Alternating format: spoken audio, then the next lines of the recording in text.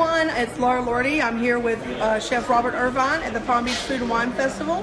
We have lots of questions for the chef today, so let's get started. I know you have the cooking class with the kids, and you're fabulous with that. You've done it years past, and it's my awesome. favorite thing in the whole world of my whole year to do.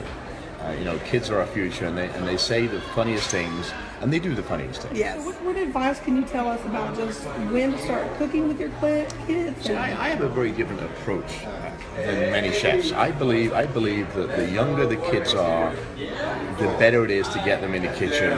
You don't necessarily have to give them a knife or use the heat, right, but get them used to food and where food comes from. I want you to play with your food. Nice. The more fun you have, the more at ease they are in the kitchen, the more they will try new things. That's great advice. I'd like to ask you, because my kid is so picky, right? All so he kids only are. has like certain things he will eat. And you know why that is, right? Because kids have different taste buds. So they have 3 times as many taste buds as we do. And as they get older, they lose those taste buds. So their natural reaction to food is, oh, I don't like that, because it's new. Can you tell us how old you were when you started cooking? 11 years old. 11. I started really cooking in a home economics class at school, but I was cooking from 7 or 8. My mother worked all the time, and when she came home, I would help her in the kitchen. So it got to the point when I was 11, 12 years old, I would do the cooking before my mother would come home. That's great. So we're in the middle of the holiday season, obviously, so there's a lot going on, a lot of high-calorie, partaking in events. What is your advice on how we can kind of curb that while we're still having Here's the thing, I don't believe in diets. I don't believe in, I believe in healthy, modest eating. We think that a good dinner here is a 22-ounce steak or that much.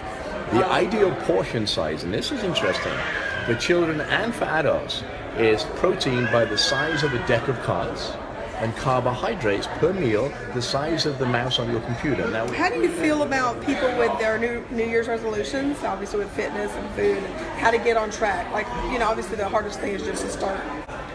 You can have New Year's resolutions. You're never going to stick to them. 98% of you will start in the gym, then you'll fall off, and your paid gym membership will keep collecting your money, and you'll never go. The reality is, you have to make a lifestyle change, a choice.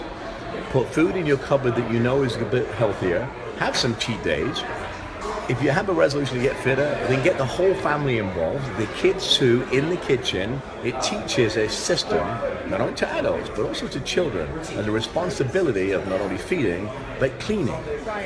And there's much more fun. They become a lot closer. I think food is a bonding tool for many, many people. And we don't use it as well as we should do. Speaking of being healthy, do you have any go-to recipes or things that you just kind of reach for when you're trying to still be healthy? The basics of cooking are always going to be the same.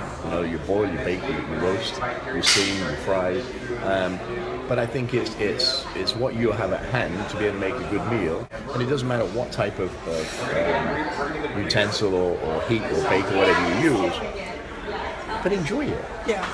And it's funny because food is only enjoyed when you're with company that you really like. We can go to a 5-star restaurant, have an amazing meal, but we think it's not good because we're not sitting with the people that we want to be with. Yeah. So tell me a little bit about your new show, Robert Irvine Show on the CW Network. So the new show is, if you take Restaurant Impossible away and take the restaurant out of the impossible, that's what you're left with. Families with feuds. It could be husbands, wives, kids. It deals with alcoholism, it deals with drug abuse, it deals with everything that is conflict driven. And it's really interesting because it's a very big departure for me to sit an hour on the stage 5 days a week and fix problems. The problem solving is the easy part for me. And how do you feel about that? I mean, obviously you feel really good. I feel really good.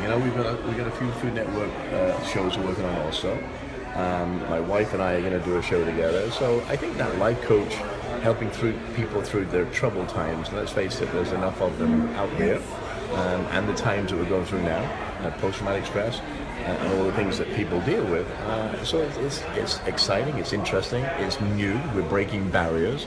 And some people that watch me on Restaurant Impossible and Dinner Impossible and Food Network don't like the show. And that's okay. Yeah. I don't ask anybody to like it, because as long as I like it, and I enjoy doing it, then that's all I care about. Right. Well, I think that's about it. I mean, I really appreciate your time with us today. We got a lot of good tips with dealing with my son, and I'm sure everybody else had a lot of good tips from this. So thank you so much for your time welcome. today. Now listen, all you out there, I want you to do me a favor. This is Robert's rules for living. If you see a man or woman in uniform, you tell them thank you for their service. There are war fighters giving us freedom in this country. There are people less fortunate in your own environments, in your own communities. Help somebody across the road. Open a car door, give them a hug, tell them it's going to be okay. And if you go to a supermarket and you see that food going through the checkout register and all of a sudden it stops and gets pushed to the side, if you can afford to buy it, buy it. It could be for a child that's not being fed. If every one of us that's listening, watching, and working with us did one good thing every day for somebody less fortunate, our world would be an amazing place. Big shout out to all our men and women who wear the cloth of our nation, our military. God bless you all. Stay safe. And the families that support you, you're heroes. Thank you. Thank you. Oh my gosh. It's all good. Yes, thanks so much. I got inspired just Now I'm from going that. to lay down.